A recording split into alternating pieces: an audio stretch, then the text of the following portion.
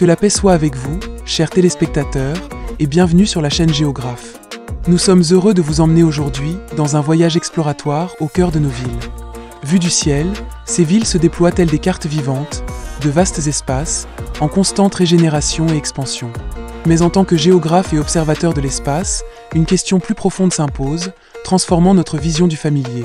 Pour qui ces villes sont-elles véritablement construites ? Pour qui ces rues traversent le territoire et quels services y sont répartis ? Sont-elles simplement des espaces pour tous, ou leur division spatiale cache-t-elle des histoires d'exclusion et de marginalisation ?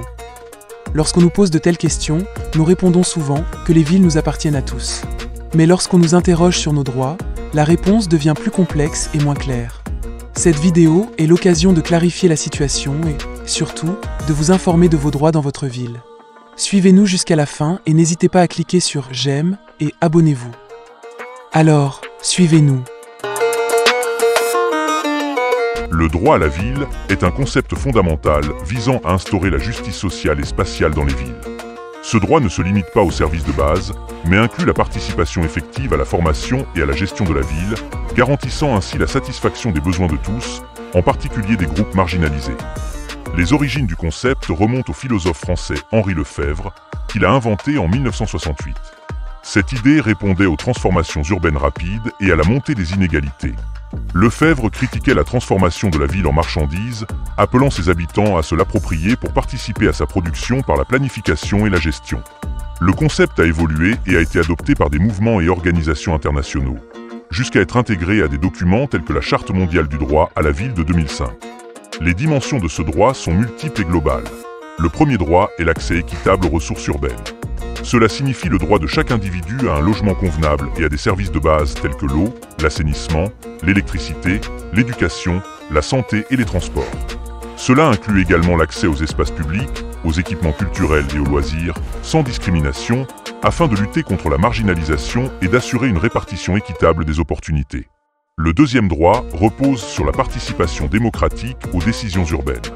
Il s'agit du droit des citoyens à exercer une influence sur la planification de leur ville et la définition de ses priorités, grâce à des mécanismes démocratiques garantissant la représentation de toutes les voix, y compris celles des groupes marginalisés.